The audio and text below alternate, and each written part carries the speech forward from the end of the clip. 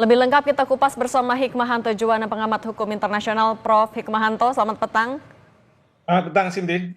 Prof. Hikmahanto, dalam konteks pemulangan WNI yang masih ada di Malaysia, bagaimana yang bisa dilakukan pemerintah Indonesia? Atau memang sebenarnya mereka harus menyelesaikan proses hukum yang ada di sana sampai selesai? Ya, memang ada proses hukum yang harus diselesaikan. Pertama, kita paham bahwa para warga negara kita mungkin keluar dari Malaysia secara ilegal. Itu yang disampaikan oleh atasé kepolisian. Jadi ada proses hukum tentunya terhadap masalah ini.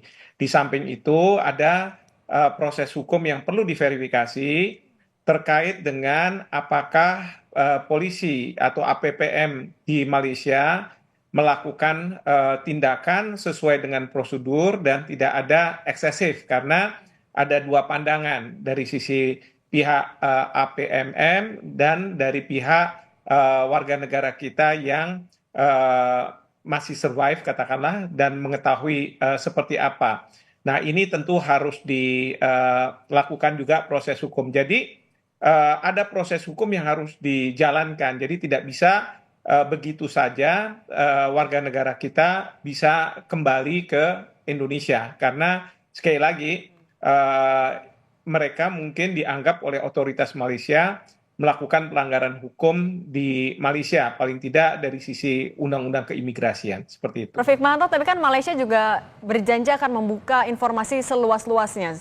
Sejauh mana kita bisa memanfaatkan akses itu terkait dengan penembakan WNI?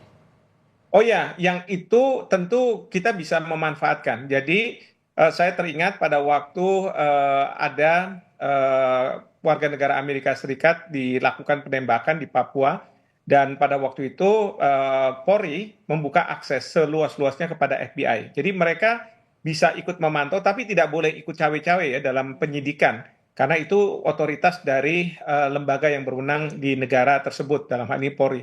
Nah, ini juga akan dilakukan. Jadi kita bisa mendapatkan akses, jadi kita tidak pasif menunggu informasi apa, tetapi mungkin kita bisa diajak bersama-sama, tentu apakah atasé kepolisian atau kepolisian dari Jakarta yang akan diberangkatkan ke sana, dan kemudian memantau saja, tetapi tidak ikut cawe-cawe. Karena prosedur yang berlaku di Malaysia tentu harus dihormati, dan kalau misalnya polisi kita ikut cawe-cawe, bisa saja itu menjadi permasalahan dalam proses penegakan hukum di Malaysia, karena ini di negara lain yang polisi kita tidak memiliki kewenangan atau otoritas melakukan proses hukum di sana, begitu. Yang didorong diselidikan juga soal adanya dugaan penggunaan kekerasan yang berlebihan. Apakah nantinya akses ini juga termasuk Malaysia mengumumkan aparat yang melakukan penembakan itu, Prof? Ya, tentunya kalau memang terbukti kan seperti itu. Kita masih belum tahu, karena ini kan ada dua versi ya, dari pihak mungkin para aparat APMM yang melakukan penembakan yang terlibat dalam perkara ini, dengan apa yang disampaikan oleh para WNI kita yang masih survive ya. Ada dua versi yang berbeda. Nah, ini semua harus dilihat faktanya seperti apa, buktinya seperti apa.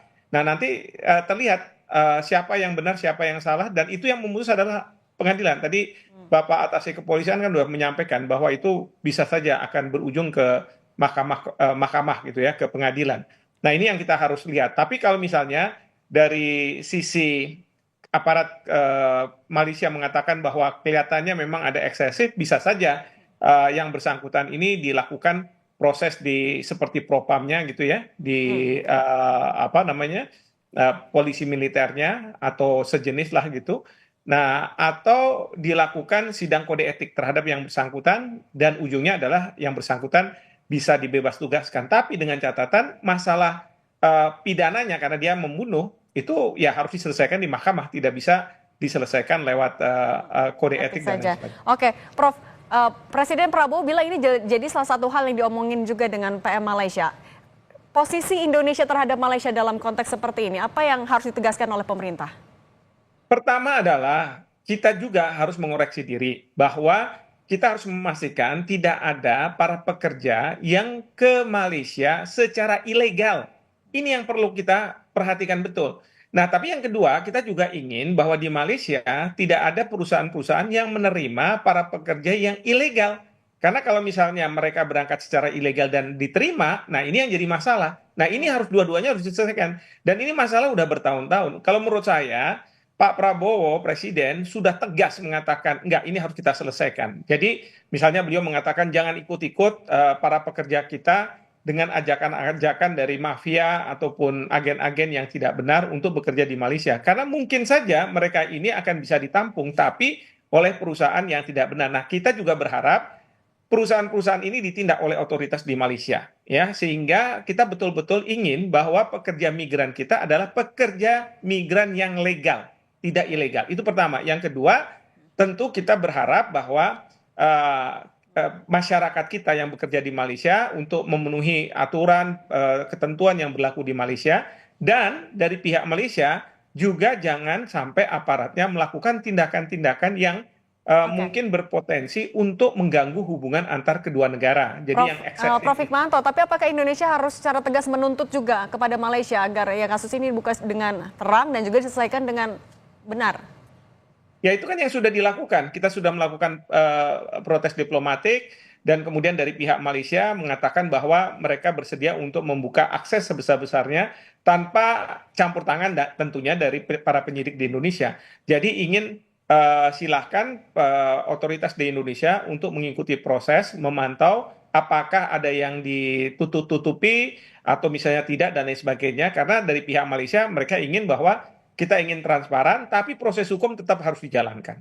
Oke, terima kasih pengamat hukum internasional Prof Hikmahanto Juwana sudah berbagi di Kompas Petang. Sehat selalu.